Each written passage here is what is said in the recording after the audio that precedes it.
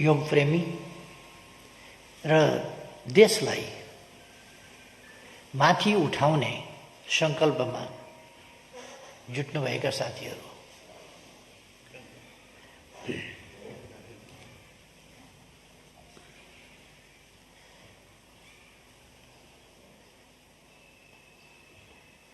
आज अन्तर्राष्ट्रिय योग दिवस।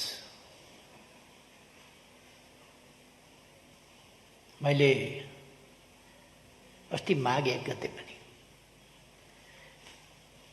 यस अन्तर्राष्ट्रिय योग दिवसको बारेमा केही चर्चा गरेको थिएँ। यो भूमि योग भूमि हो, यो भूमि तपोभूमि हो, यो भूमि ध्यान भूमि हो, यो भूमि ज्ञान भूमि हो। यसै भूमिमा योग हजारौं वर्ष अघि प्रारम्भ भएको थियो। अघि नै कुरा आइसकेको छ। विश्वास गरिन्छ शिव अर्थात् शम्भुनाथले लगभग 15,000 वर्ष अघि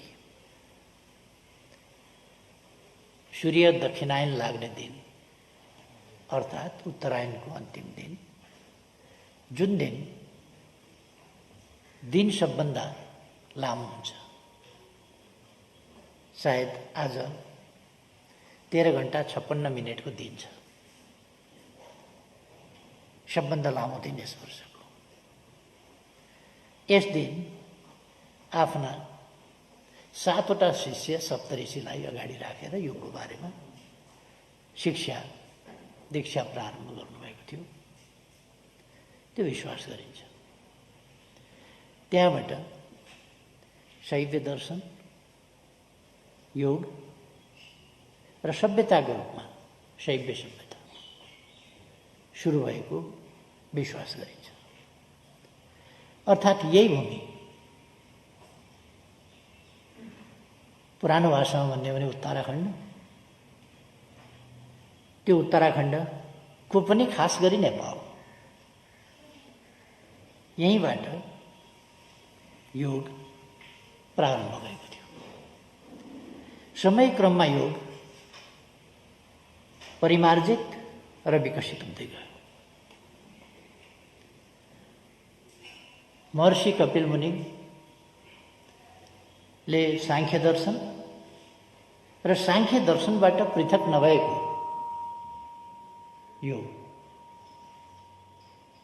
योगबाट सांख्य दर्शनलाई पृथक गर्न सकिँदैन भन्ने कपिल मुनिको उक्ति छ। कपिल मुनिले त्यसलाई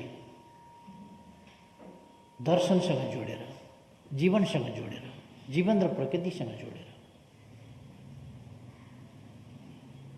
योग मानिस र प्रकृति, सृष्टि कसरी सञ्चालन हुन्छ,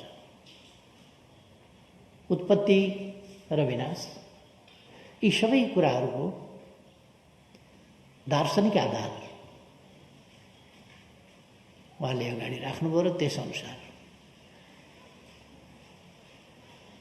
सृष्टि सम्बन्धी व्याख्या अगाडि सार्नु, जुन व्याख्यालाई त्यसभन्दा पछिका अनेक महर्षिहरू,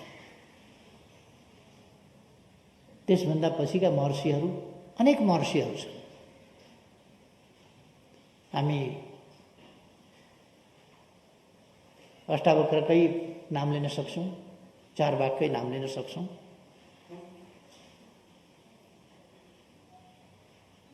त्यसै गरेर सिद्धार्थ गौतमको नाम लिन सक्छौँ, त्यसै गरेर अरू विद्वानहरूको नाम लिन सक्छौँ। र गौतम बुद्धभन्दा लगभग 2 शताब्दी पछि ईसापूर्व 4औं शताब्दीतिर युनान अथवा ग्रिसका महर्षि सुकरात, जसलाई सोक्रेटस भनिन्छ, महर्षि सुकरातले पनि त्यसको अभ्यासलाई अगाडि बढाउनु, चिन्तन र दर्शनको अभ्यासलाई अगाडि बढाउनु। त्यसपछिका अनेक विद्वानहरूले अगाडि बढाउनु भयो र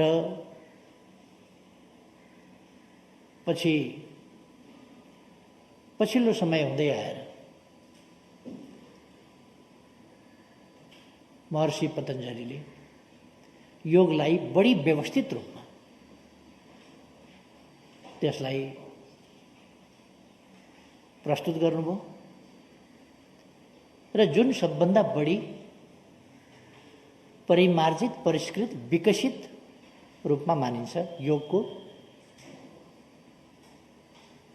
विकासको सन्दर्भलाई हेर्ने हो भने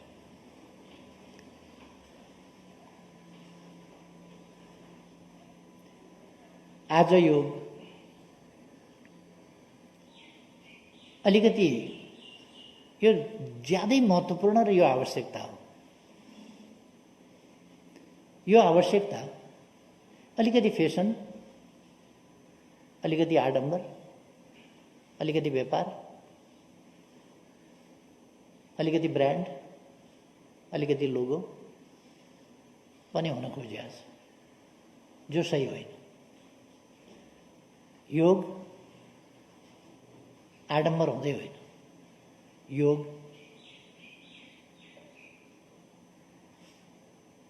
योगले साबन पानीले नुहाएर सफा हुने कुरालाई पनि, छाला सफा गर्ने कुरालाई पनि सफाइभित्र राख्छ। तर त्योभन्दा बढी समाजलाई चाहिएको सफाई, मनको सफाई, मस्तिष्कको सफाई, मनको सफाई, आचरणको सफाई, व्यवहारको सफाई, भावनाको सफाई अथवा आन्तरिक सफाई चाहिँ सबभन्दा ठुलो कुरा हो। बाहिरी सफाइका लागि योग आवश्यक छैन, साबन पानीले नै हुन्छ। त्यसलाई पनि योगको एउटा पक्षको रूपमा राख्न सकिएला, तर त्यसका लागि ठुलो केही पनि गरिरहनु पर्दैन। अभ्यास, त्याग, तपस्या केही गर्नु पर्दैन। तर आन्तरिक हिसाबले मानिस चाहिँ अनुशासित, सभ्य, मानवीय भावनाले उत्प्रोत, शान्तिप्रिय, परोपकारी यी कुराहरू प्राप्त गर्नका लागि योगका वास्तविक पक्षहरू धारण गर्न, अभ्यास गर्न जरुरी छ। त्यसै कारण महर्षि पतञ्जलिले अष्टाङ्ग योग भनेर योगका 8वटा प्रमुख अङ्गहरू छुट्याउनु भयो। आज हामी 8वटा अङ्गमध्ये लगभग 2टा र एउटा अलिअलि चौथाइ वा आधा जति, ध्यानको पक्ष थोरै, चौथाइ वा आधा जति, नत्र भने आसनको पक्ष र प्राणायामको पक्ष, र प्राणायामको पक्ष पनि प्राणायामभन्दा बढी अरू नै कुरालाई हामी प्राणायाम भनिरहेका छौँ।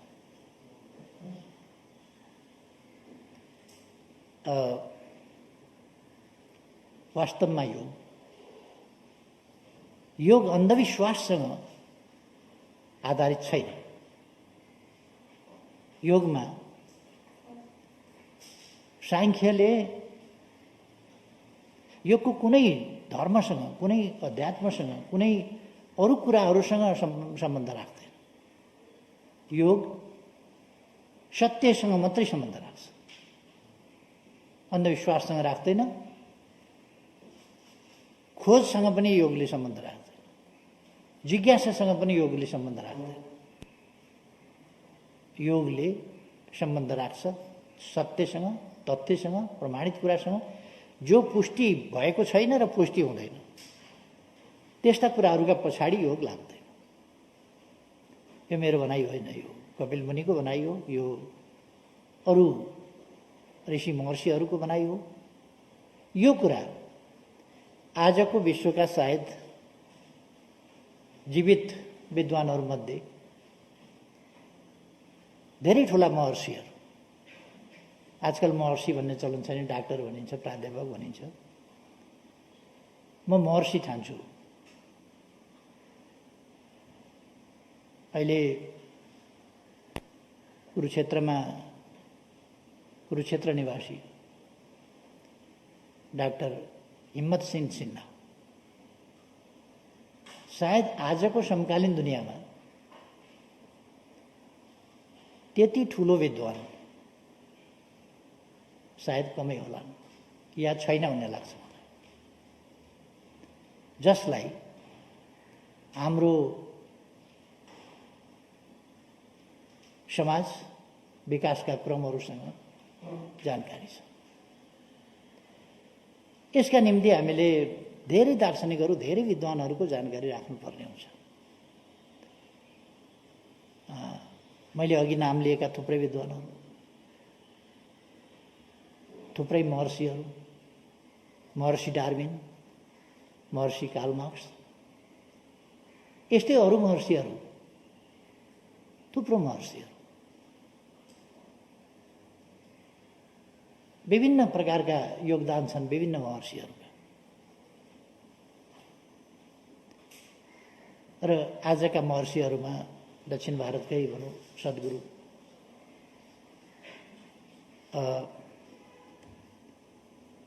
यस्ता थुप्रै महर्षिहरू जसले योगको अध्ययन गरेका छन्, शास्त्रहरूको अध्ययन गरेका छन् र मानव जीवनको र मानव जीवनका आवश्यकताहरूको र मानव जीवन कस्तो हुनुपर्छ भन्ने सम्बन्धमा अध्ययन अनुसन्धान गरेका छन्। यस्ता विद्वानहरू यी सबैको अध्ययन गर्दा यी कसैले पनि अन्धविश्वास होइन, विश्वास, यो अनुमानमा होइन, तथ्यमा आधारित कुराहरूमा ध्यान दिन्छ। त्यसै कारण योगका 8वटा नियमहरूमध्ये मैले यदाकदा बोल्ने मौका पाउँदा भन्ने गरेको छु। 8वटा अङ्गहरूमध्ये पहिलो अङ्ग एम भनेको यसले आचरणमा जोड दिन्छ। आचरणमा जोड दिँदा पहिलो अङ्ग नै हो एम आचरण।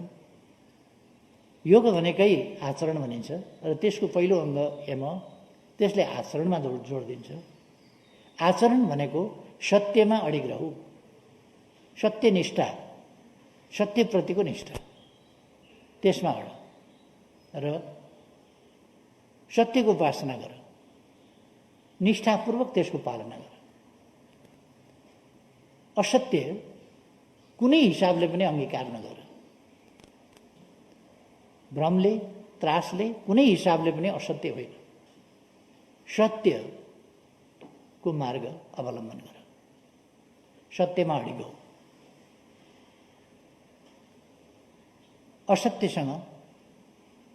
असत्यलाई अस्वीकार गर, असत्यसँग लड। अर्थात् सही कुराहरूको पक्षमा उभ्यौ, सही काम गर, त्यसलाई व्यवहारमा ल्याऊ र असत्यका विरुद्ध लड। असत्यलाई हावी हुन नदेऊ, सत्यलाई विजय बनाऊ। त्यहाँबाट योग सुरु हुन्छ। योगले अरू यही एमभित्र पर्ने पहिलोमै 5वटा शाखाहरू छन्। शान्तिका शाखा, अरू शाखा, त्यसै गरेर नियमभित्र अरू शाखाहरू छन्। योगले मुख्य रूपमा हामीलाई अनुशासनमा बस्न, सदाचार अपनाउन, सद्गुण अपनाउन, हामीले पञ्चगुणमध्ये रजगुण र तमगुणलाई परित्याग गर्नुपर्छ। मिश्रित गुण देवगुण, त्यसबाट सङ्घर्ष गरेर कमजोर पक्षहरूलाई हटाएर प्रबल पक्षलाई अंगीकार गर्नुपर्छ र हामी सद्गुणतर्फ जानुपर्छ। हामी क्लेशहरूका, विभिन्न प्रकारका क्लेश, ती क्लेशहरूबाट, वृत्ति, खराब वृत्तिहरूबाट, काम, क्रोध, लोभ, मोह जस्ता कुराहरूबाट अलग हुनुपर्छ। त्यसका निम्ति हामीलाई हाम्रो प्रत्याहार एउटा विधा छुट्टै छ, प्रत्याहार एउटा अङ्ग छ। त्यसले कुनै पनि खराब कुरातर्फ आकर्षण हुन नदेऊ, इन्द्रियलाई नियन्त्रणमा राख, आफ्नो वैधानिक हक बाहेकको कुनै कुरामा आसक्ति नजनाऊ, आसक्तिबाट मुक्त हौ। यी कुराहरू सिक्नु छ। नेपालमा आज अराजकता किन छ? योग कमजोर छ, मानिसहरू योगी छैनन्, योगीहरू लडिरहेका छैनन् सत्यका लागि, योगीहरू निष्ठापूर्वक सत्यका निम्ति मैदानमा उत्रिएका छैनन्। इतिहासमा एकजना मान्छे जब सत्यका लागि मैदानमा उत्रिन्छ तब क्रान्ति हुन्छ, ठुलो परिवर्तन हुन्छ। बुद्ध उनले अनेक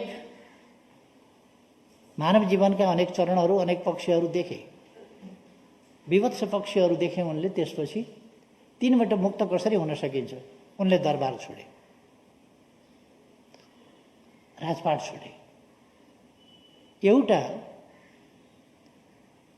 राजपाट सम्हाल्नै लागेको, दरबारमा ऐश आराममा बसेको युवराज जब खाली हात निस्किएर राजदरबारबाट राजगद्दी, परिवार, श्रीमती र सन्तान परित्याग गरेर निस्किन्छ जब मानव जातिको सुखको खोजीको लागि, तब बुझ्न पर्दछ एउटा वैचारिक क्रान्ति हुनेवाला छ। त्यसै कारण बुद्धबाट वैचारिक क्रान्ति भयो। बुद्धको गृहत्याग साधारण कुरा थिएन, त्यसैबाट एउटा वैचारिक क्रान्ति सुरु हुनु थियो। र बुद्धको विचारले एउटा तहल्का मचायो।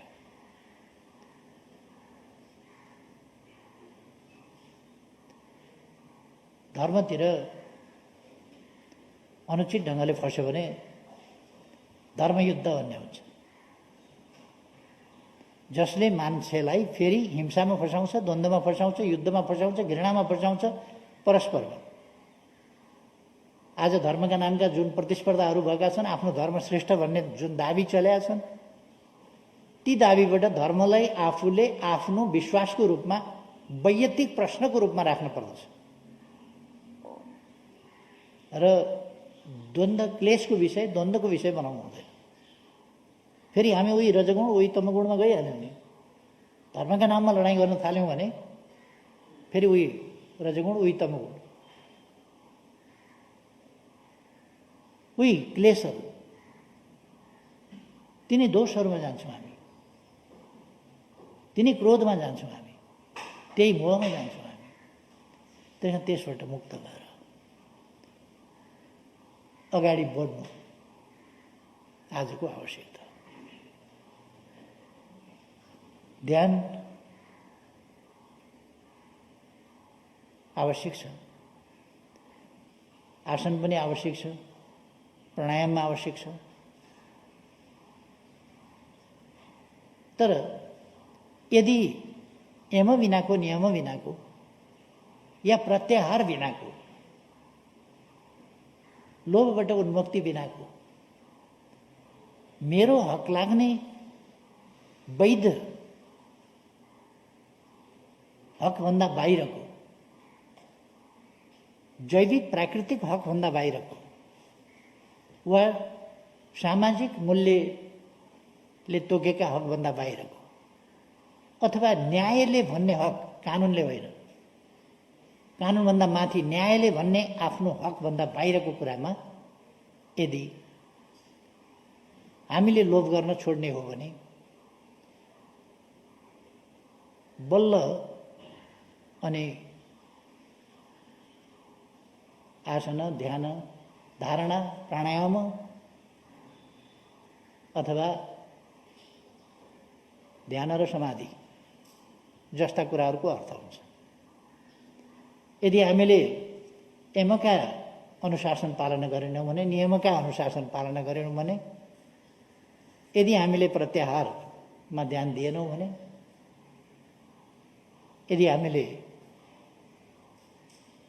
त्यसबाट निस्किएका निष्कर्षहरूलाई धारण गरेर सही कुराको धारणबाट धारणा बनाउन सकेनौँ भने, अथवा हामीले हाम्रा निष्कर्षहरूलाई परिमार्जित गर्ने ध्यान, आफ्ना विचारहरूलाई परिष्कृत बनाउने र उच्च स्तरमा पुर्याउने, व्यवस्थित गर्ने ध्यान, मानवहित लोक कल्याणका निम्तिको धारणालाई माथि उठाउन सक्ने ध्यान गरेनौँ भने समाधि कतै प्राप्त हुन सक्दैन। तसर्थ हामीले यी कुराहरूतर्फ ध्यान दिन जरुरी छ। यसका निम्ति हामीले योग अभ्यासमा हाम्रा योग केन्द्रहरूलाई, योग अभ्यासमा लागिरहेका योग अभ्यास गराउने गुरुहरूलाई आग्रह गर्न चाहन्छु, यहाँहरूले आसन मात्रै नगराउनुहोस्, आसनभन्दा अगाडि यम गराउनुहोस्। तपाईका शिष्यहरूलाई कमसेकम म सत्यप्रति निष्ठावान छु पहिले बोल्न लगाउनुहोस्। म सत्यनिष्ठाको अवलम्बन गर्छु, असत्यको अगाडि झुक्दिनँ भन्नुहोस्। एउटा मान्छेले सङ्कल्प गर्यो भने धेरै फरक पर्छ। मैले अर्को कुनै एउटा सन्दर्भमा पनि मेरो मन्तव्यको क्रममा भनेको थिएँ, जर्मनी 16 टुक्रामा बाँडिएको थियो, अथवा 16 टुक्रा विभिन्न देशले, बेलायतले अलिअलि, उसले लक्जमबर्गले अलिकति डेनमार्कले अलिकति, अर्कोले अलिकति, पोल्यान्डले होला, अलिकति बेल्जियमले होला, विभिन्नले चारैतिरबाट चुँडचाँड गरेर 16 ठाउँमा खण्डित गरेका थिए जर्मनीलाई। त्यति बेला जर्मनीमा नित्से भन्ने एकजना प्रोफेसर थिए। त्यस बेला जे हुन्छ भगवानले गर्छ, हामीले केही गर्नु पर्दैन, भगवानको इच्छामा सबै चल्छ भन्ने कुरा थियो। नित्सेले भने भगवान होइन, तिमीले गर्नुपर्छ।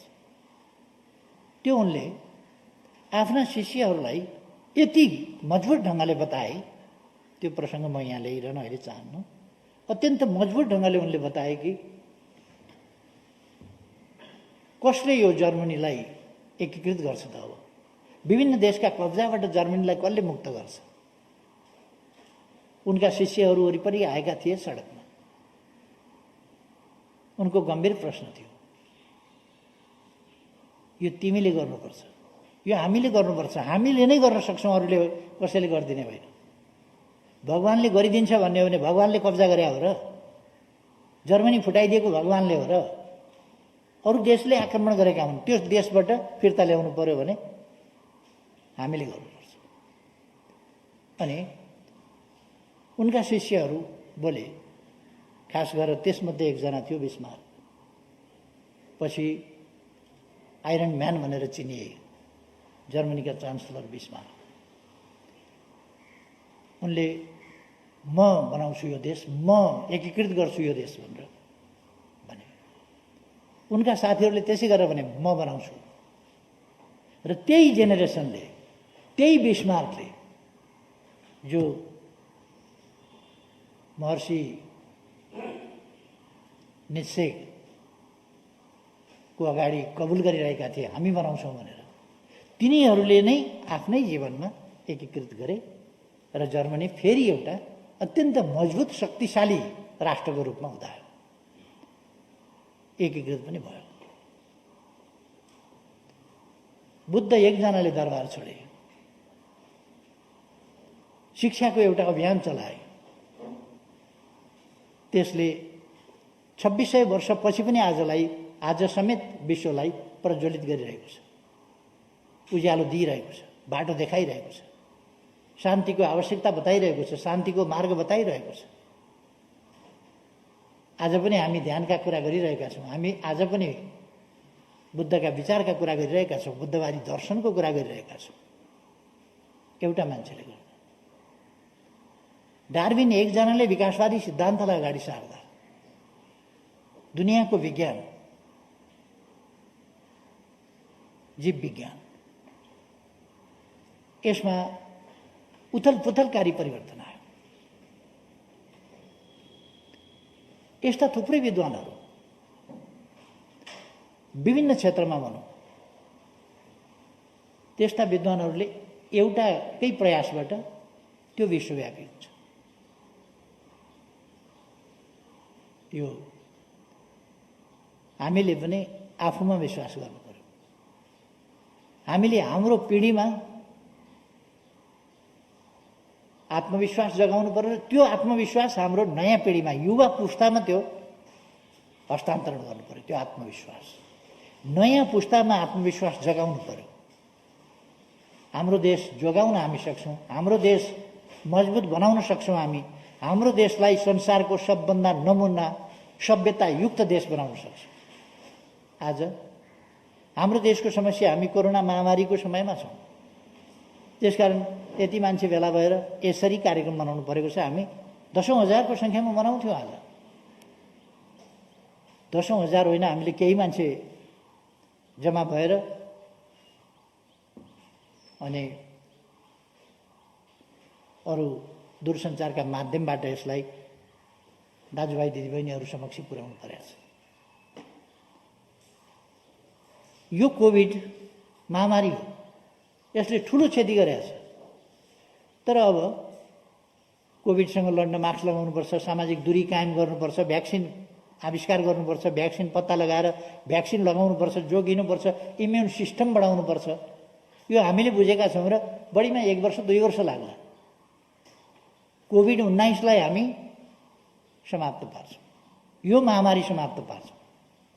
तर हाम्रो सांस्कृतिक अधपतनको, हाम्रो सभ्यताको अधपतनको यो महामारी जुन अहिले हाम्रो समाजमा चलिरहेको छ, यो महामारी कुनै भ्याक्सिनले, कुनै मास्कले, कुनै सोसल डिस्टेन्सले समाप्त गर्ने वाला छैन।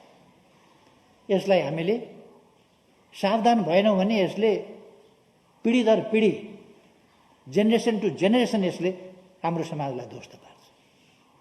त्यसकारण हामीले यो महामारी जुन छ, सांस्कृतिक अधपतनको महामारी, हाम्रो सभ्यताको आज माखौल उडेको छ। हामी दुनियाँका सबभन्दा असभ्य, असंस्कृत, भद्दा अभिव्यक्ति दिने भित्र पर्न थालेका छौँ। सामाजिक सञ्जाल हेरिसक्नुहुन्छ र? तपाईँले सामाजिक सञ्जालमा एउटा लेख दिनुभयो भने त्यसको टिप्पणी हुँदैन, एकाध टिप्पणी हुन्छ, बाँकी गाली गलौज, लाज भाँड, अश्लील, छाडा, वैयक्तिक कुण्ठाहरू ती सबै त्यहाँ ल्याएर छरेको हुन्छ, पोखेको हुन्छ। यो के हो भन्दा सांस्कृतिक अधपतन हो। हाम्रो जस्तो सभ्यताको सुरुवात भएको देश, सभ्यताको सुरुवात भएको यो भूमि, जसलाई देवभूमि भन्ने गरियो, ज्ञानभूमि भन्ने गरियो, तपोभूमि भन्ने गरियो, यस देशमा आज असभ्यता छरपष्ट, हामी असभ्यता फागु खेले जस्तो भइरहेछ। असभ्यताको फागु खेलिरहेका छौँ। यो बडो चिन्ताको विषय हो। त्यसकारण आज हाम्रा योगाभ्यासले, हाम्रा योग सम्बन्धी दर्शनले, हाम्रा योग सम्बन्धी चिन्तनले, हाम्रा योग सम्बन्धी अभ्यासहरूले, यी सबै कुराले यो सांस्कृतिक अधपतनलाई रोक्न सक्नुपर्दछ। एउटा मजबुत भवन भत्कियो भने पनि 2 वर्षमा बनाउन सकिन्छ। हाम्रो धरहरा, हाम्रो इतिहास भत्कियो, हामीले 2 वर्षभित्र धरहरा बनायौँ। तर हाम्रो सभ्यताको धरहरा भत्कियो भने, हाम्रो संस्कृतिको धरहरा भत्कियो भने 2 वर्षमा बन्दैन, 2 पुस्तामा बन्दैन। त्यसकारण हामी समयमै सजग हुनुपर्दछ। त्यसकारण आसनमा भन्दा अनुशासनमा ध्यान दिनुपर्दछ योगले। आसनमा भन्दा आज ध्यान दिनुपर्ने अनुशासनमा छ।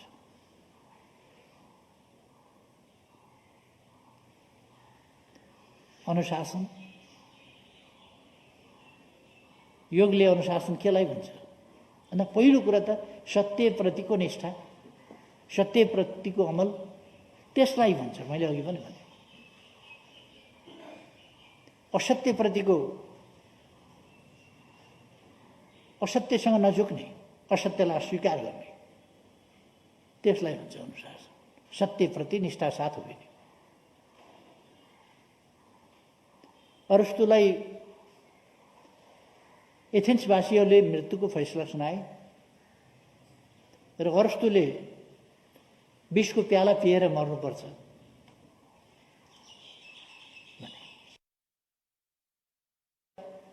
प्लेटोले शासकहरूसँग गुरु बचाउनु पर्यो भनेर उनले शासकहरूसँग संवाद गरे, शासकहरूसँग साँठगाँठ गरे र गुरुलाई बचाउने कुरा गरे। र गुरुलाई कसरी बचाउने भन्दा शासकहरूले भने एथेन्सवासीहरूले गरेको फैसला हो, हामी केही पनि गर्न सक्दैनौँ अरस्तुलाई बचाउनको लागि, हामी माफी पनि दिन सक्दैनौँ किनभने यो नागरिकले गरेको फैसला हो, एथेन्सवासीले गरेको फैसला हो। त्यसर्थ उनले मृत्युदण्ड त पाउँछन् नै। प्लेटोलाई आपत, त्यसकारण उनले प्रत्यक्ष क्षमा दिन मिल्दैन भने कसरी बचाउने त? मेरा गुरु भनेका एउटा जोगी हुन्, एउटा सन्यासी हुन्, उनको कुनै स्वार्थ छैन, उनी सत्यका पुजारी हुन्, उनले सत्य बोले। अहिलेको सामाजिक मान्यताले, अहिलेको हामीले धारण गरिरहेको धर्मले अरस्तुले धर्म विरोधी काम गरेको भन्छ र उनलाई मृत्युदण्ड भन्छ भने मेरा गुरुले त्यसलाई असत्य मान्नुहुन्छ। त्यसकारण त्योसँग सम्झौता गर्नुहुन्न, माफी माग्नुहुन्न। के गरेर बचाउने? एउटा जोगी हो, एउटा सन्यासी हो, एउटा महर्षि हो, एउटा त्यागी हो, एउटा ज्ञानी हो, एउटा ध्यानी हो, त्यसको रक्षा कसरी गर्ने? अनि शासकहरूले उनलाई भने एउटा राम्रो मजबुत घोडा लगेर अगाडि राखिदिउँ, रक्षकहरूलाई, पालेहरूलाई निधाएको जस्तो गर्न लगाइदिउँला, तिनीहरू निधाएको जस्तो गर्नेछन्। तिम्रा गुरु अरस्तु बाहिर निस्क्यौँ, घोडा चढौँ, त्यहाँबाट अन्तै जाउँ। राम्रो उपाय हो भनेर प्लेटो फर्किए र प्लेटोले गुरुलाई त्यही भने। गुरुले भने, प्लेटो तिमी मेरो शिष्य लायक रहेनछौ र तिमीले मलाई चिनेनौ।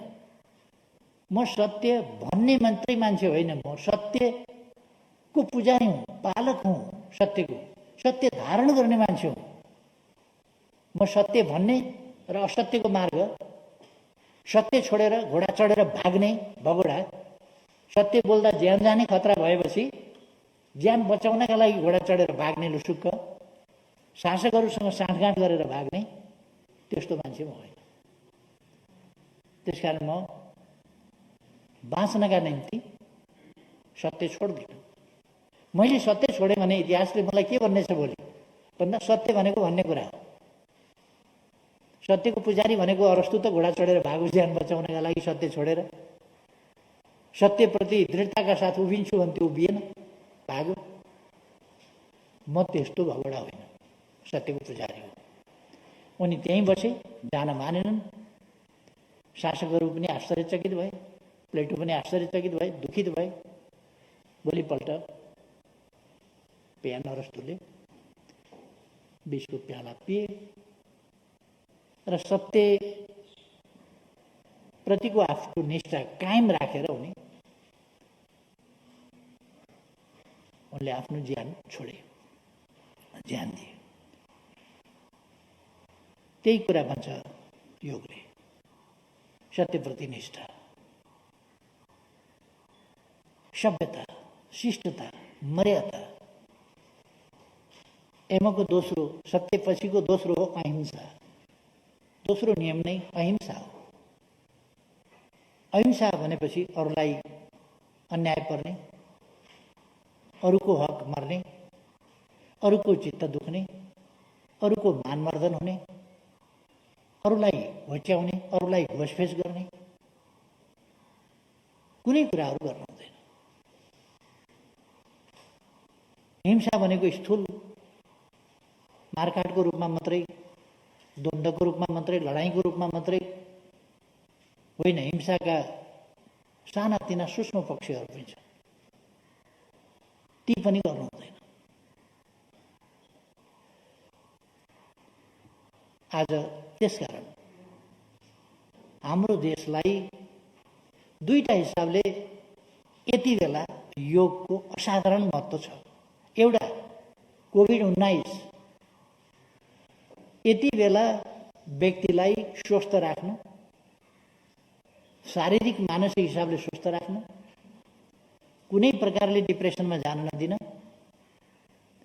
मनोवैज्ञानिक उपचारदेखि लिएर शारीरिक उपचारदेखि लिएर सबै कुराहरू पनि गर्न, प्रतिरोधी क्षमताको विकास गर्नु, यी सबै कुराका लागि पनि योग आवश्यक छ।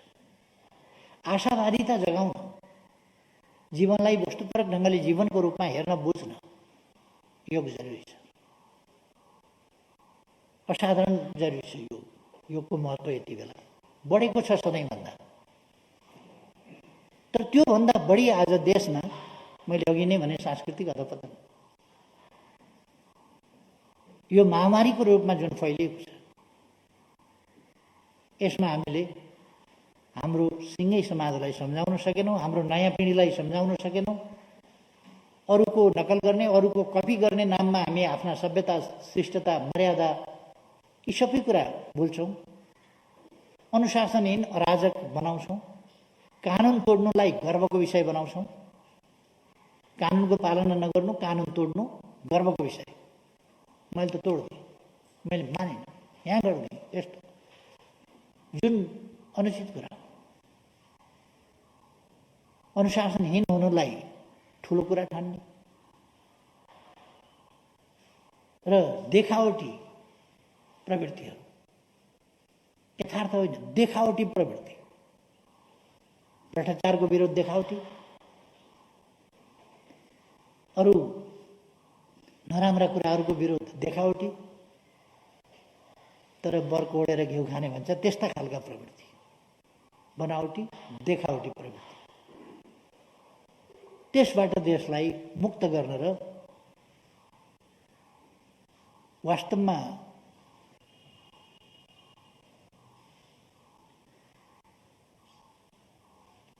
प्राविधिक जीवनयापनको हिसाबले सक्षम हुने, सँगसँगै गुणवत्ता, सँगसँगै आचरणयुक्त, शान्तिप्रिय, देशभक्त, मानवतावादी यस्तो नागरिकहरूको उत्पादन यो शिक्षाबाट गर्न सकिन्छ। म यहाँहरूलाई प्रोटोकलहरूमा आवश्यक सुधार गर्न पनि आग्रह गर्न चाहन्छु। प्रोटोकलहरू जुन छ, हामीले योग प्रोटोकल बनाउँछौँ, त्यसमा योगको समग्र अर्थ र महत्त्व र त्यसको परिणाम प्राप्त हुने गरी, बाह्य परिणाम मात्रै होइन, वैयक्तिक परिणाम मात्रै होइन, सामाजिक परिणाम प्राप्त हुने गरी यसका प्रोटोकललाई पनि व्यवस्थित गर्न। हाम्रो योग शिक्षा, हामीले योग शिक्षालाई पाठ्यक्रममा राख्न चाहेका छौँ, तर साँच्चैको योग शिक्षाको रूपमा पाठ्यक्रममा प्रस्तुत हुन सकेका छैन। त्यसकारण पाठ्यक्रममा योग शिक्षा प्रस्तुत हुने गरी पाठ्यक्रम तयार गरौँ। योग विद्यालय स्थापना गरौँ, सञ्चालन गरौँ। त्यो योग विद्यालय बेग्लै योग विद्यालय हो, जसले मान्छेलाई पढाउँछ, सिकाउँछ, अभ्यास गराउँछ। जस्तो हामी प्र्याक्टिकल गर्छौँ विज्ञानका क्लासहरूमा, योगका क्लासहरूमा पनि त्यस्तै हामी प्र्याक्टिकल गर्न सक्छौँ। हामी कति बुझ्यौँ, हामीले कति अभ्यस्त छौँ, त्यसै गरेर नियम कति बुझ्यौँ हामीले, कति अभ्यस्त भयौँ नियमसँग। त्यसै गरी हामी प्राणायामसँग कति अभ्यस्त भयौँ, आसनसँग कति अभ्यस्त भयौँ। कुन कुन आवश्यक छ हामीलाई आसन? मान्छेको शारीरिक बनोटदेखि, उसको रक्त स्थितिदेखि लिएर, उसको भित्री स्वास्थ्य स्थितिदेखि लिएर, उसको मुटुको अवस्था, उसको चाहिँ फोक्सोको अवस्था, उसको किडनीको अवस्था, अरू लिभरको अवस्था, ब्लड प्रेसरको अवस्था अथवा मधुमेहको अवस्था, अम्लीयताको अवस्था कस्तो छ, उसका वातपित्त आदिको स्थिति के छ, त्यस अनुसारको योग। एउटा चाहिँ के भने यो एकछिन प्रचारका लागि 10,000लाई राखेर हामी चट्टी ओछ्याएर योग गर्न सक्छौँ। त्यसमा सामान्यभन्दा सामान्य कसैलाई धक्का नपर्ने, घच्चा नपर्ने योग मात्र गर्न सकिन्छ। ब्लड प्रेसर हाई भएकोलाई पनि हुने, मधुमेह उच्च भएकालाई पनि हुने, ब्लड प्रेसर लो भएकालाई पनि हुने, अम्लपित्त भएकालाई पनि हुने, वातवालालाई पनि हुने, भएकालाई पनि हुने, नभएकालाई पनि हुने, शीर्षासन गर्न नहुनेलाई पनि हुने, शीर्षासन गर्न पर्नेलाई पनि हुने, बलियालाई पनि हुने, कमजोरलाई पनि हुने, युवा बालबालिकालाई पनि हुने, ज्येष्ठ नागरिकलाई पनि हुने। त्यो योग न त्यहाँनिर सिकाउँछौँ हामी योगका आसनहरू। नत्र भनेदेखि त सबै आसन त सिकाउन सकिँदैन। त्यस कारण व्यक्ति अनुसारका आसनहरू, त्यसमा हामीले अभ्यास गर्नुपर्छ। आसनको सन्दर्भमा कतिपय ठाउँमा नत्र भने दुर्घटना हुनसक्छ। आसनले दुर्घटना हुँदैन, योगले दुर्घटना हुँदैन भन्न सकिँदैन, योगले दुर्घटना हुन्छ। योगबाट फल, राम्रो प्रतिफल आओस् भन्नका लागि हामीले योग गर्ने हो। कहिले कहिले त्यसबाट नराम्रो प्रतिफल आउँछ यदि अज्ञानतावश गलत अभ्यास गरियो भने। त्यसकारण योग गर्दा अज्ञानतावश, योग अज्ञानतामा सिर्जना पनि हुँदैन, अगाडि पनि बढ्दैन। त्यसकारण यसै कारण गुरु बिनाको शिक्षा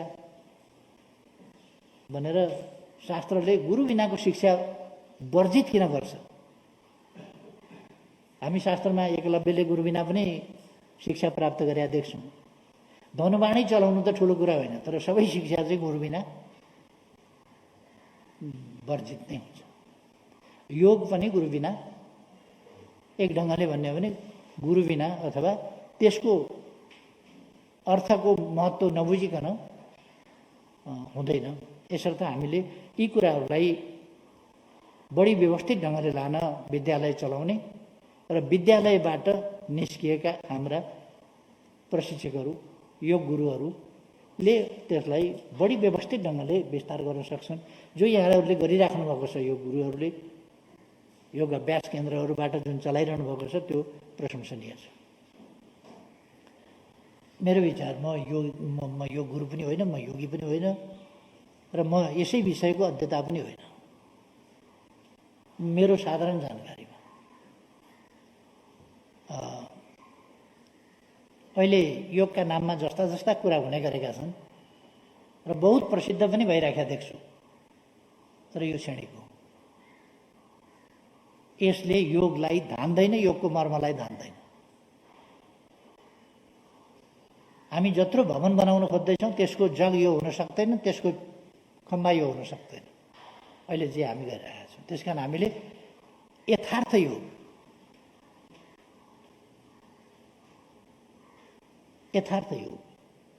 त्यसलाई अगाडि बढाउन जरुरी छ, जसबाट हाम्रो समाजलाई हामी एउटा उत्कृष्ट, सभ्य, सम्भ्रान्त समाज बनाउन सक्छौँ, नमुना समाज बनाउन सक्छौँ, नमुना मानवीय समाज बनाउन सक्छौँ। समाज, सामाजिक प्रबन्ध, मानिसको व्यवहार आचरण सिक्न नेपाल जाउँ, हेर्न नेपाल जाउँ भन्ने खालको हुन सकोस् नेपाल। हो हाम्रो देश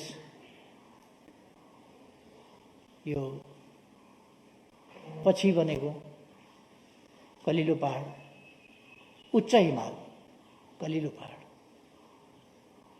त्यसकारण भूस्खलन, पहिरो, बाढी, बिराला पहाड भारी वृष्टि, मनसुन, यी सबै कुरा हाम्रो भूभाग र हाम्रो भूकम्पीय क्षेत्र, यी अनेक कुराहरूले, यद्यपि यो सामुद्रिक आदिको क्षेत्र होइन, तर त्यसका प्रभावहरूबाट फेरि प्रभावित भइहाल्छ धरती त। यी कुराहरूका प्रभाव छन्। योगले मानिस र वातावरण,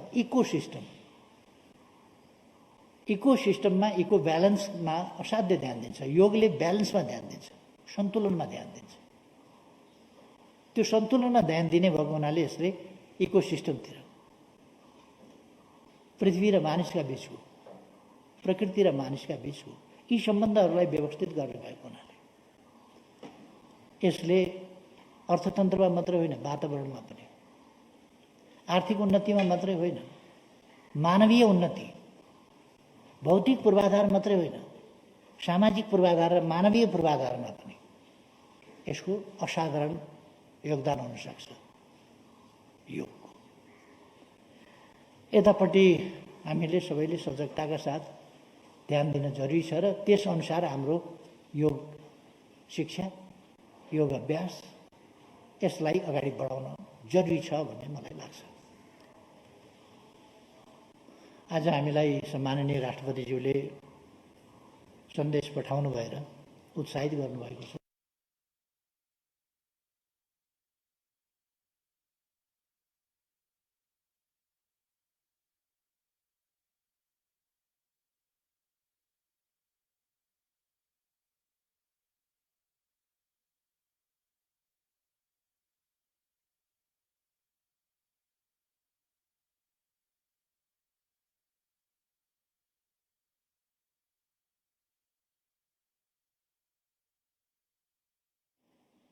अर्को वर्षको योग दिवस सम्बन्धमा त्यसो भएपछि हामीले फराकिलो ठाउँ सम्भवतः टुँडिखेलमा योग गर्नेछौँ।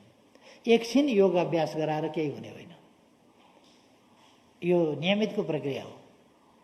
त्यसकारण योग अभ्यास ध्यानाकर्षणका लागि एकछिन योग अभ्यास गरौँ। बिहानै कार्यक्रम आयोजना गरौँ, एउटै कार्यक्रम आयोजना गरौँ, विभिन्न ठाउँका कार्यक्रमहरूलाई एकै ठाउँमा ल्याउँ र नेक्स्ट इयरदेखि हामी हरेक क्याम्पसहरू, हरेक विद्यालयहरू, हरेक सङ्घ संस्थाहरू सबैमा यो अन्तर्राष्ट्रिय योग दिवसलाई, अन्तर्राष्ट्रिय योग दिवस सुरु यहीँबाट भयो र यो राष्ट्रका सीमाहरू नागेर बाहिर बाहिर पनि पुग्यो। पछिल्लो समयमा अघि नै भन्नुभयो सीतारामजीहरूले कि यसलाई 34वटा कतिवटा देशमा पुर्याइसकिएको थियो, 24वटा देशमा पुर्याइसकिएको थियो अगाडिदेखि। तर सरकारमा योगप्रतिको चेतना र त्यतापट्टि ध्यान नजाँदाखेरि हाम्रो तर्फबाट यथेष्ट प्रयास भएन। हाम्रो तर्फबाट त बुद्धको बारेमा यथेष्ट ध्यान नजानु, यो केही वर्षदेखि हामीले बुद्ध जन्मथलो, बुद्धवाद आदिको सम्बन्धमा जसरी हाइलाइट गरेर अगाडि बढाएका थियौँ, नत्र भने त यहाँ त अशोक आएर स्तम्भ गाडिदिनु पर्ने, उथान आएर यही ठाउँ हो भनेर भनिदिनु पर्ने, उथानले यहाँ विकास गरेर भनिदिनु पर्ने, केन्जो टाङ्गेले मास्टर प्लान बनाइदिनु पर्ने, अरूले यसो सहयोग गरिदिएपछि हामीले बनाउने। यतिको लुम्बिनी, यही अहिले जो लुम्बिनी छ, यही लुम्बिनी बनाउन कुनै अन्तर्राष्ट्रिय सहयोग चाहिने थिएन। यतिकै लुम्बिनी बनाउन अहिले जुन छ नि लुम्बिनी, त्यसका लागि के अन्तर्राष्ट्रिय सहयोग चाहिन्छ? यति बनाउन हामी 5000 अट्ने हामीले ध्यान केन्द्र त बनायौँ त, त्योभन्दा ठुलो संरचना त केही कुनै पनि छैन। अरू त आफ्नो आफ्नो मोनेस्ट्री बनाएका छन् विभिन्न देशले, लुम्बिनीमा विकास चाहिँ भयो कहाँनिर त? यत्रो अन्तर्राष्ट्रिय सहयोगको हामी कुरा गर्छौँ, विकास भयो कहाँनिर त? केमा भयो?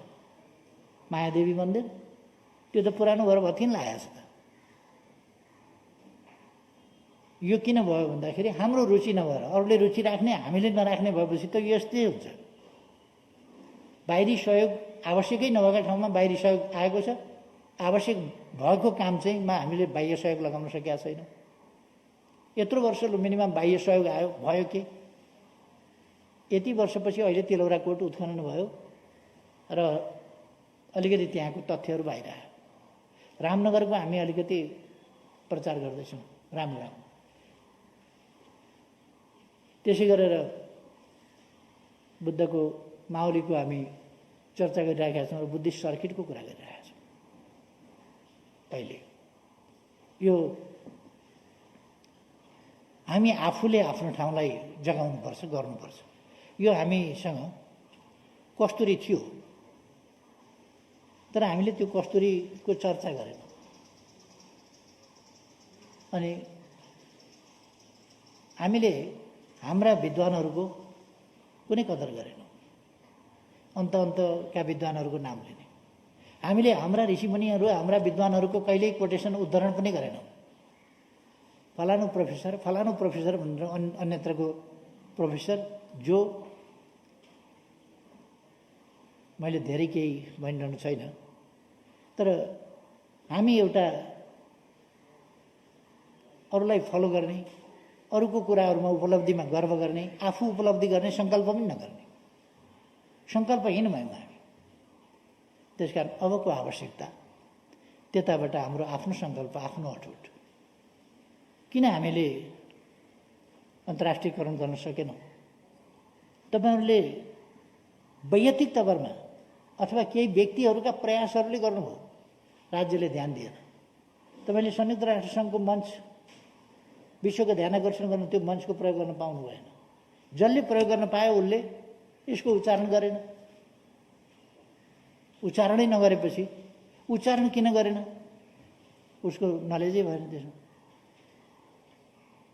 त्यसो भएपछि कसरी अगाडि बढ्छ?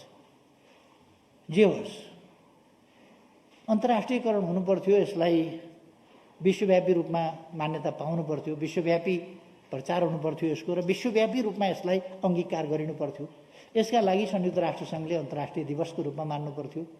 ठिकै ढङ्गले यो विद्वानहरूलाई हेराएर, विद्वानहरूलाई अध्ययन गराएर नै यो दक्षिणायन लाग्ने दिन अथवा उत्तरायणको अन्तिम दिन, सबभन्दा लामो दिन, त्यस दिनलाई जहाँ शिवले आफ्ना शिष्यहरूलाई प्रवचन दिएर, शिक्षा दिएर सुरु भएको थियो, हो त्यसै दिनलाई अन्तर्राष्ट्रिय योग दिवसको रूपमा मानिनुपर्छ भनेर भारतबाट जुन प्रस्ताव गयो, भारतीय प्रधानमन्त्री नरेन्द्र मोदीजीले जुन प्रस्ताव गर्नुभयो, हामी खुसी हुनुपर्दछ। उहाँले प्रस्ताव गर्नुभयो, यसले अन्तर्राष्ट्रिय मान्यता प्राप्त गर्यो। भारतको स्वभावअनुसार नेपालमा योग उत्पन्न भएको हो, योगको उत्पत्ति नेपालमा भएको या उत्तराखण्डमा भएको भन्नुहुन्न। त्यस बेला हुँदै नभएको भारतको चर्चा भारतीयहरू गर्न रुचाउनुहुन्छ, जो भारत चाहिँ त्यस बेला थिएन। भारतमा त रजौटाहरू थिए स्वाभाविक रूपमा, र ससाना रजौटाहरूको त्यो एउटा एक खालको भनौँ न, यो महाद्वीप भन्दा पनि अलिकति उपमहाद्वीप जस्तो दक्षिण एसिया, र अलिअलि दक्षिण एसियाभन्दा बाहिर समेत तिब्बती प्लाटुको जस्तो कैलाश पर्वत, मानसरोवर खण्ड, अरू विभिन्न जो ब्रह्मलोक भनिए, त्यो ब्रह्मलोकका अरू क्षेत्रहरू समेत उत्तराखण्ड यो भूभागमा, र त्यसमा पनि अघि नै कुरा आएको छ अलिकति कि महर्षि पतञ्जलि जस्ता महर्षिको यहीँ अभ्यास, यहीँ जन्म भएको थियो, यहीँ अभ्यास गरेका थियो। कपिल मुनि यहीँ अभ्यास, योगका सांख्य दर्शनका प्रवर्तक र योगका व्याख्याता कपिल मुनि यहीँका थिए। अरू ऋषिमुनिहरू विभिन्न विधाका, जस्तो औषधि विज्ञानका, आयुर्वेदका महर्षि चरक जस्ता विद्वानहरू, जसले औषधि विज्ञान सम्बन्धी चरक संहिता लेख्नु। अर्को सुश्रुत जस्ता विद्वान जसले शल्यक्रिया 2700-2800 वर्ष अगाडि शल्यक्रियाको व्यवस्थित रूपले उत्थान गर्नुभयो, जसले यहीँ गण्डकीको किनारमा यहीँ त्रिवेणीमा अभ्यास गर्नुभयो। कतिपय भारतीय विद्वानहरूले लुकाउँछन् त्यो तथ्य। हिमाली जडीबुटीको बनारसमा बसेर अध्ययन गर्न सकिँदैन। चरक संहिता होस् अथवा सुश्रुत संहिता होस्, आयुर्वेद औषधि विज्ञान होस् या शल्यक्रिया विज्ञान होस्,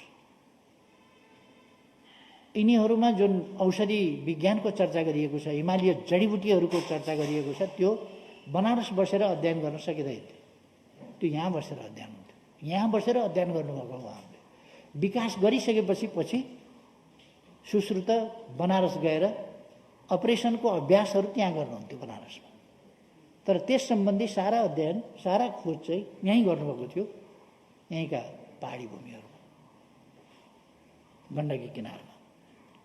यी सबै विद्वानहरू, ऋषि विश्वामित्र, ऋषि कौशिक, जसले मन्त्रहरूको पनि मन्त्र ओम भूर्भुवस्व तत्सवितुर्वरेण्यं भर्गदेवस्य धीमहि धियो यो न प्रचोदयात्, जो मन्त्रहरूको पनि मन्त्र मानिन्छ, त्यो मन्त्रका रचयिता यहीँ चतरामा लेखिएको थियो। त्यो मन्त्र यहीँ रचना भएको थियो। र विश्वामित्र राम लक्ष्मणलाई शिक्षा दिनका लागि कोशी नदी तरेर पश्चिमतिर आएका थिए। शास्त्रहरूले त्यही भन्छ, पश्चिमतिर आएका थिए।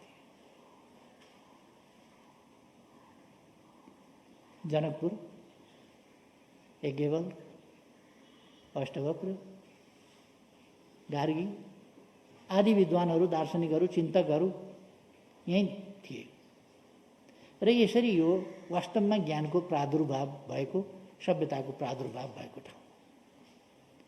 अयोध्यापुरी यहीँ थियो, वाल्मीकि आश्रम त्यहीँ थियो,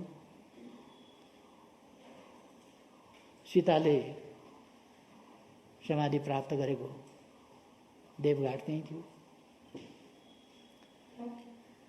यी सत्य कुरा हुन् जसलाई अघि भन्नुभयो, हाम्रो इतिहास, वास्तविक इतिहास लेखिनुपर्छ।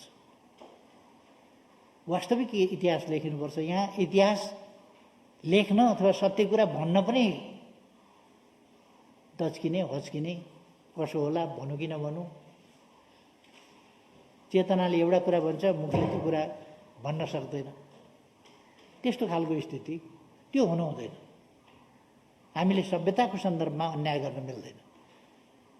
हामीले इतिहासको सम्बन्धमा अन्याय गर्न मिल्दैन। हाम्रो गौरवपूर्ण इतिहास हाम्रो योगदान होइन, तर हाम्रा पूर्वजहरूको योगदान हो। त्यसलाई र त्यसप्रति गर्व गर्ने र त्यो गर्वलाई निरन्तरता दिएर अगाडि बढाउने, त्यसलाई विलुप्त हुन नदिने, त्यसलाई विस्तार गर्ने, त्यो अभिभारा आज हाम्रो काँधमा छ। र यस योग दिवसले त्यो अभिभाराप्रति हामी सबैलाई सजग गर्नुपर्दछ। यस अवसरमा म सबै महानुभावहरू, सबै दिदीबहिनी दाजुभाइहरूमा यस दिवसले सबैको स्वास्थ्य राम्रो राखोस्, सबैमा सुस्वास्थ्य, सुमन, सुचित्त, सुचिन्तन, सुव्यवहार तर्फ प्रवृत्त गराओस्। सबैमा धेरै धेरै शुभकामना भन्न चाहन्छु। र यसको आयोजना गरेकोमा शिक्षा मन्त्रालयलाई विशेष धन्यवाद भन्न चाहन्छु। र सबै विद्वान मित्रहरूलाई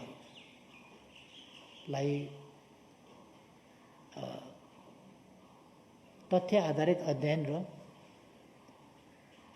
भोकल भएर त्यसलाई अध्ययनका निष्कर्षहरूलाई प्रस्तुत गर्नमा आग्रह पनि गर्न चाहन्छु। मैले अघि केही पहिले भइरहेका भारतका विद्वानहरूको नाम लिए। डाक्टर हिम्मत सिंह सिन्हा, जुन महर्षिको मैले नाम लिएँ, उहाँ 92 वर्ष पुगेर 93 वर्ष लाग्नु भएको छ। अहिले पनि उहाँको प्रवचन स्मरण शक्ति पनि योगाभ्यासै होला, यति ताजा छ। र उहाँको प्रवचन सरक्क उतार गरेर छाप्दाखेरि हुन्छ। ओशोका प्रवचन एक खालका हुन्थे, उतार गरेर छापेदेखि किताब हुन्छ, सम्पादन आवश्यक छैन। ओशोले शब्दहरू तौलिएर खिपेर बोलेका हुन्छ।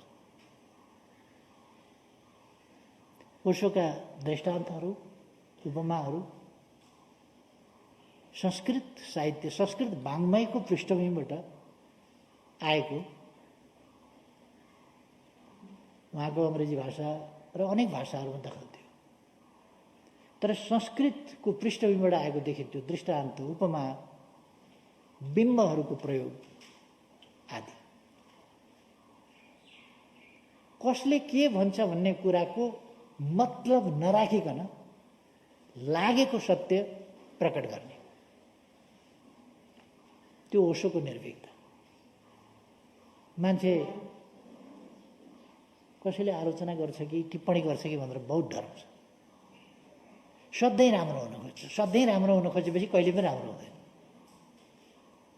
ओशोले राम्रो हुन कहिले पनि खोज्नु भएन, राम्रो भनाइन कहिले पनि खोज्नु भएन, गुणगान गराउन कहिले पनि खोज्नु भएन, सत्य प्रकट गर्नु। बिस्तारै बिस्तारै मान्छेले ओशोलाई चिन्दै जान्छन्, जान्दै जान्दछन् र ओशोको विद्वता, ओशोको सत्यप्रतिको निष्ठा, त्यस कुरालाई बुझ्दै जान्छ। कोही रिसाउँछ कि भन्ने कुरा कति देशमा पुग्दा उहाँलाई अप्ठ्यारो पनि भयो होला, कति देशले लखेटो खेद्यो होला, कति धार्मिक सम्प्रदायहरूले मन पराएन होला, कति कर्मकाण्डीले आफ्नो कर्मकाण्ड खुसी नै ठानेर भयभीत भयो होला, तर उहाँका आफ्ना खालका सोचहरू रहे। फ्राइडका विचारहरूसँग सहमत असहमत जे पनि हुनुहोस्, तर फ्राइड एउटा साहसिक दार्शनिक हो जसले आफूले ठानेको, आफूले मानेको, आफूले जानेको सत्य खुलस्त रूपमा प्रकट गर्यो। सत्य हामीले खुलस्त रूपमा प्रकट गर्ने गऱ्यौँ भने त्यसले मन्थनबाट एउटा सही निष्कर्ष निकाल्छ, अभ्यास दिन्छ मान्छेलाई, निर्भीकताका साथ बोल्ने र सत्य बोल्ने अभ्यास दिन्छ। हामीले यस्ता हाम्रा अग्रज पूर्वजहरूबाट र समकालीन विद्वानहरूबाट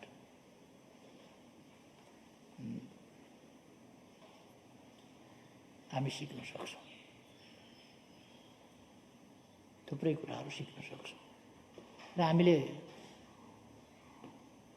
इतिहास लेखनको सन्दर्भमा वास्तवमा इतिहास लेखन सम्बन्धी हामीले केही साथीहरूले थाल्नु भएको छ। इतिहासको वास्तविक इतिहासको खोजी र लेखन कार्यलाई अगाडि बढाउने काम थाल्नु भएको छ।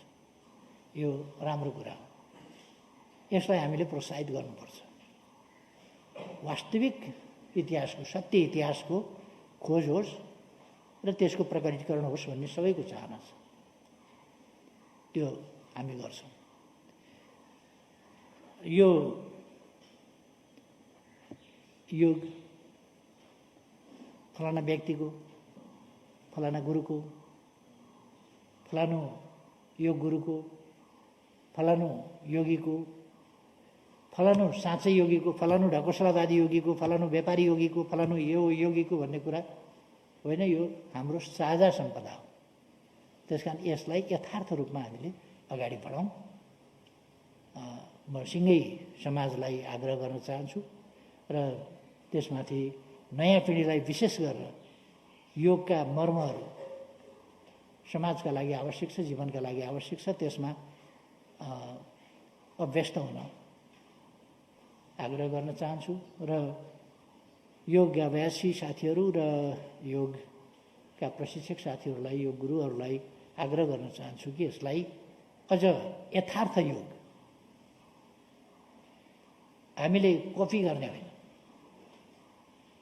हामीले यथार्थ योगलाई यथार्थ योगको अपभ्रंशलाई समाउने होइन, यथार्थ योगलाई समातेर अगाडि बढाउने। अपभ्रंश स्वार्थवश हुन्छ, स्वार्थवश अपभ्रंश हुन्छ। अपभ्रंशित कुरालाई हामीले समाउने होइन, मौलिक कुरालाई समाउने र मौलिक कुरालाई हामीले समयानुकूल ढङ्गले विकास गर्ने हो। यस दिशामा हामी सबै लागौँ भन्ने आग्रह गर्न चाहन्छु। सरकारको तर्फबाट गर्नुपर्ने सहयोग गरिने, गर्नुपर्ने काम यो कसैका लागि गरिदिने सहयोगको कुरा होइन। यो गर्नुपर्ने काम सरकार तपाईँहरूसँग मिलेर काम गर्न तयार छ। यो कुरा म साथीहरूलाई स्पष्ट गर्न चाहन्छु। यो सहयोग गर्ने कुरा होइन, यो हाम्रो साझा काम हो। त्यसकारण तपाईँहरूसँग मिलेर काम गर्न सरकार तयार छ। जे गर्नुपर्छ यो समाजका लागि अत्यावश्यक काम हो। फेरि पनि आयोजनाका लागि धन्यवाद दिँदै आफ्नो भनाइ टुङ्ग्याउँछु। धन्यवाद।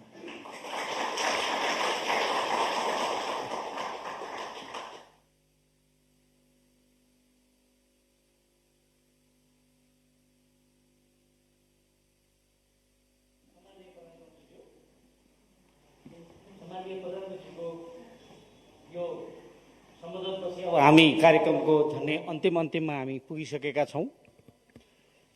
मलाई एउटा श्रोताको रूपमा यहाँ बसिरहँदाखेरिमा खास गरी योग गुरुहरूसँग सम्मान्यज्यूको मन्तव्य सम्बोधन सुनिसकेपछि